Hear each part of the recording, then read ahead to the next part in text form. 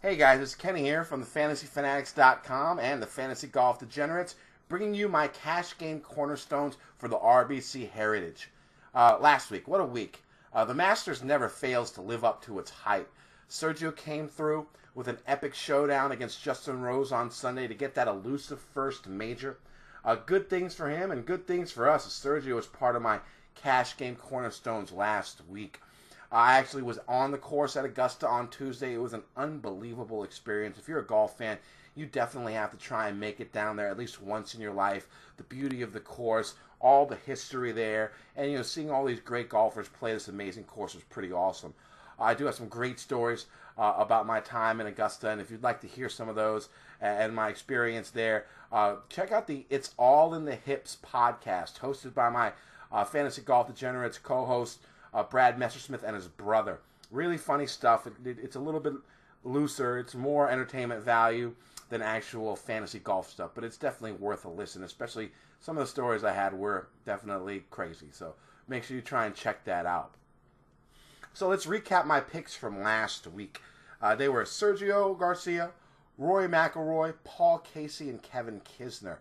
Rory wasn't able to get the Grand Slam, but he did finish well for DFS cash game purposes as he shot -3 for the tourney to finish in 7th place. Sergio, we know, won with a score of -9. Paul Casey got his third top 6 in a row at the Masters with a score of -4. And Kisner was our worst golfer, finishing in 43rd with a score of +8. Luckily, he did make the cut, and if you use these 4 golfers, you had well over $16,000 to play with. I went Rose and Westwood to fill out my one cash lineup. So yeah, it worked out pretty well, and I saw a bunch of lineups out there with the exact same roster. So hopefully that was a bunch of you guys, and you're counting your money that you won this week. Now it was a rough previous 2 weeks, so to bounce back this well at one of the biggest prize pool weeks of the year was definitely a good feeling. Now hopefully we can ride this momentum this week's tourney, which once again is the RBC Heritage from Harbortown Golf Links in Hilton Head, South Carolina. Give me a second. It's a little warm in here. It's 85 degrees in the DC area, and I haven't turned my AC on, and I'm a big man, so I'm going to have to wipe my brow here a little bit during this pod. Now, Harbortown Golf Links, it's definitely a complete 180-degree turn from what we saw last week. Distance and power will be trumped by accuracy and strategy as golfers face a tricky Pete-Dye target golf layout. The fairways are narrow, and the driver is left in the bag on most holes. Just looking at the course layout, you can see why this course has the shortest average driving distance of any other course on tour at only 265 yards off the tee. A lot of fairways get crazy narrow at around the 300-yard mark. So hybrids and 3-woods will be the norm off the tee this week. The rough isn't that high, but golfers will have to deal with thick bunches of trees, bunkers, water, and overhanging tree limbs. And they'll also have to navigate some of the smallest greens on tour with their approach shots. Weather and wind play a big factor here, as this is a coastal course. But the forecast calls for sunny skies and not too much wind, which will change what we are looking for in stats comparative to the trends of the course over the last few years. Now, when the wind is blowing, this course is one of the top 10 most difficult courses on tour.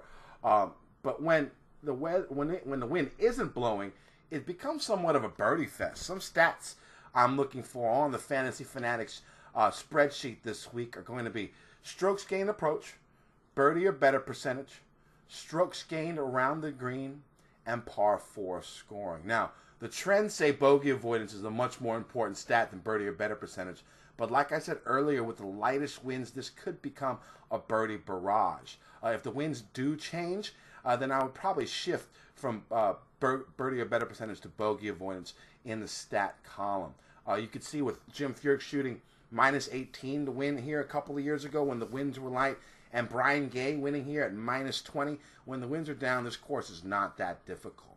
So on the Fantasy Fanatics spreadsheet this week, I'll be putting 50% of my... I'll put 50% on stats, 25% on course history, and 25% on current form. Course history and experience is definitely a little bit more important this week just because this is a Pete Dye track. There's not many tracks like this on the tour, so golfers don't get to see courses like this quite often, so experience definitely pays off, and you can see with the similar names on the leaderboard year in and year out that yes, course experience definitely helpful this week. So let's actually get on to the picks. First up, it's going to be Martin Kaymer at $9,500. I battled between Kaymer and Kisner for this top spot, but went Kaymer. I also like Kuchar up top, but with the lack of cash game options under $7,500, I'm going to go with the German, just to save a few dollars. Kaymer's been crazy consistent, as he hasn't missed a cut on either the European Tour or the PGA Tour in over a year. That's 26 consecutive made cuts. Really solid stuff. More recently, he's only been outside the top 25 once in his last 7 tournaments played in 2017. He's supremely accurate off the tee, if I remember correctly. I think he's 4th in driving accuracy for the tour so far with a somewhat limited sample size. He's been playing par 4 as well. Is good from 150 to 175 yards, where around 25% of all approaches will come from this week. He's also been solid from tee to green, and he's 18th in strokes gained putting for the year. He can go on birdie binges, as we saw last week at the Masters when he birdied 9 through 13 on Sunday. Yes, he birdied every hole on Amen Corner. He's played this course a couple of times, making the cut on both occasions with a high finish of the 23rd. I think he has a chance to win, and he'll be my highest priced golfer in my cash lineup this week. I'm going a little bit more balanced just because of the lack of guys I trust in the lower price ranges. Next up, it's going to be Adam Hadwin at $8,800. Hadwin's been having having the best season of his career, and is a good place in his life as he just got married. Those two things have seemed to work well for golfers lately, as you can see with Sergio's win, and I'm definitely a fan of that narrative. If you're happy at home, you're going to do better at work. It doesn't matter if you're playing golf. It doesn't matter if you're an accountant, a server, whatever. You know, if you got a good life at home, it's usually going to help you at work. Of course, that's not the only. That narrative isn't the only reason I do like Hadwin. He's been having a great year, making his last 11 cuts on tour with 5 top 15s and a win in that span. He's actually my number 4 ranked golfer overall in my spreadsheet on thefantasyfanatics.com. He's been great with his irons, makes a ton of birdies, plays par 4s well, has been excellent from tee to green, and he's been elite with his putter so far this season. He's also 4th in bogey avoidance, so if the wind does pick up, he should still be good to go. Another thing that piqued my interest about Hadwin is he's number 1 in DraftKings points on par 71 courses. This is a stat you can only find on thefantasyfanatics.com, and it's pretty cool. Of course, this course is a par 71, and I did a little bit more digging, Hadwin has been averaging a 16th place finish in his 5 par 71 events, including his win at the Valspar. There have been some murmurs that this course correlates well to Innisbrook, where the Valspar is played. So that's another nice little bonus when it comes to using Hadwin. Now, he missed the cut his first time here, but finished 30th last year, and I expect a better outcome from him this year than that.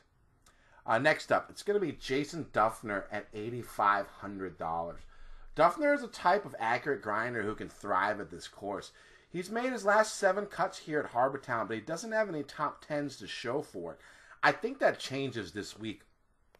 He's accurate off the tee, been solid with his irons, and has had good scrambling game for most of his career. The big change in Dufner this season is his improvement with the flat stick. He didn't play any of the fall swing, and from what I heard and from what I read, all he did during the offseason was work on his putting game. He knew that that was by far the weakest part of his game, and he worked hard for those few months to try and fix it. Now, it looks like his hard work has paid off, as he's now inside the top 40 in strokes gained putting for the year. This has also led to improved birdie or better percentage numbers, and that in turn has led him to a very successful season so far, making 7 of 8 cuts with top 25s in every tournament that he's played and that he's made the cut, not called the Masters. I definitely use Dufner with confidence this week. My final pick, it's going to be Pat Perez at $8,100. Perez comes in as my number 2 ranked golfer in the FantasyFanatics.com spreadsheet. He's made all 11 cuts this season so far with 7 top 20s and a victory in that span. He's played well at Harbortown in the past, making his last 4 cuts here with a high finish of 6th. And in those 4 made cuts, he hasn't finished worse than 26. He's a birdie maker that plays par 4s well, is good around the greens, and is having his best putting year since 2010. He's been dominant in weak field events like this one, and I think another top 20 is definitely in the cards for Pat Perez this week. All right, that's it for my cash game cornerstones this week. To recap, my 4 picks are Martin Kaymer at $9,500, Adam Hadwin at $8,800, Jason Dufner at $8,500, and Pat Perez at $8,100. Little different feel as these 4 guys are all above $8K than what I normally do, but you still have about $15,000 to roster your last 2 guys if you use these 4. All right, so make sure to check out all that the Fantasy Fanatics has to offer with its Strategy Center, GPP, Euro, and Cash Game videos, and one of the best spreadsheets around, which is also usable for FanDuel and Fantasy Draft golf events. Good luck this week. Let's win some money, and I'll see you next week.